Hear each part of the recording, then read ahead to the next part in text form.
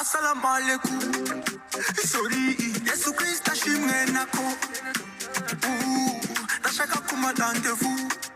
Ukansengera mundijipa kuruta igihugu. Diamond yayatatsinga nka Goliath kandi kofi. Nanjye osishira muri lo.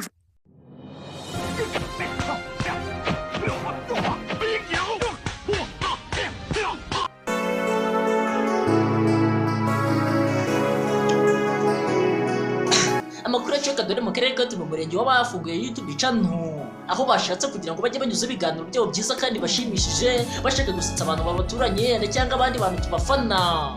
Byose byaraye bibaye byabaye mu gihe gitoya buri muntu wese mu gihe yinguje gufungura YouTube channel, ariko mu nyuma gufungura YouTube channel ntabwo bari bazi ingaruka zizavamo. Abenshi batazi content batangiye gufungura ama YouTube channel bagashyiraho amafilime, noneho batangira gushyiraho filime bakabarega copyright strike niba byumve bakazitwara bakanazisiba, ugasanga nyine bagize umujinya mwinshi cyane bagatukanira ama YouTube.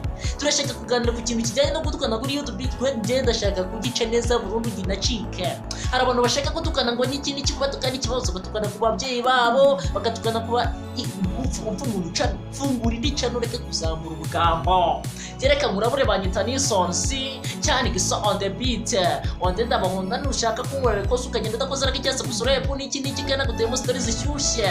Aya n'amakuru meza ngiye kukugezaho none aka kanya avuga ko rwacu utajuwayeze. Uyu mukobwa ku muntu utamuzi wavuye mu cyaro azi Kigaraje guhiga ubuzima mu kugera i Kigali yenda buramukaranga yaraye muri gare gatatu cya kane ahita abona umubosi wari umwada batumujyana mu kazi kugira ngo mukore akazi ko mu rugo. Si byatinze nyine yamaye akazi ko mu rugo nyine yagira ngo nagazakabasha. Umukobwa aragera akabasha n'ikindi kibisuzana nyashi zose ziraza sukuzana nyashi n'ikindi no yazanye n'amatama, ariko amatama ngenda naketse ko yenda mugire batarabonye umunyu yabujyanye ndabikwisanga nyine gutuma bwabyimbye sinzana amatama yakuye. Reka tubitinda nako tubivana no kubitindaho.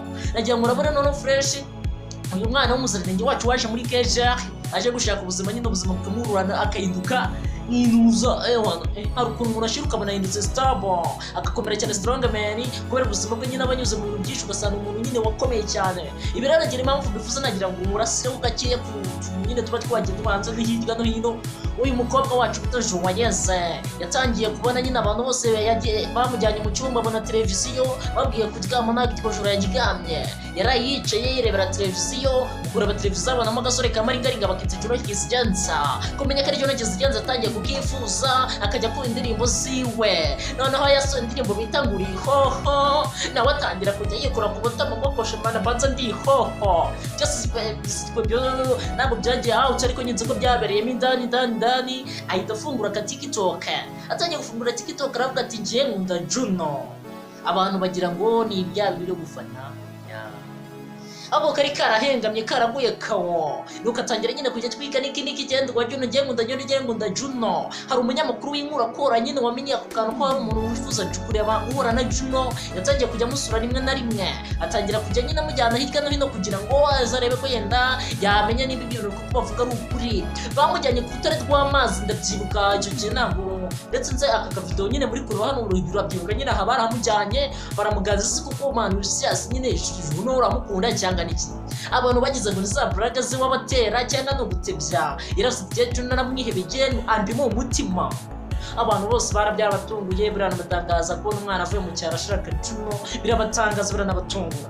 Si bugiye kabirwa nyine baragize gutya itafungura na YouTube channel bagiye wenda wa Juno bidakeye nyine bahise bamahura Juno amwakira amafoto umwara yabonye visa arariwe n'iki show zabaye show. None ngenda njya mubwira akantu kabaye kuri uwo muziranenge wacu waze Kejeje gushaka ubuzima. Kejeje nagikina yuzanye ibisusa barabicika kandi uzi n'ikindi umukobwa wese ugiye Keje abagiye gutanga iminyenga. Nimba uzi kutazitanga iminyenga ntabwo wakandagira mu marembo ya Nyabugogo, aho kugira ngo ujye Nyabugogo uzajya ahandi mu Kabande.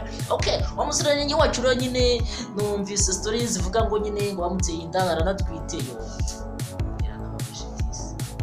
Umukobwa wacu aratwite ubagiye kubyara Juno kumana we agiye kubyara Juno, ariko nari bireka ka Juno kaze ariko Imana izambabure kazazara ga hip hop pana kuza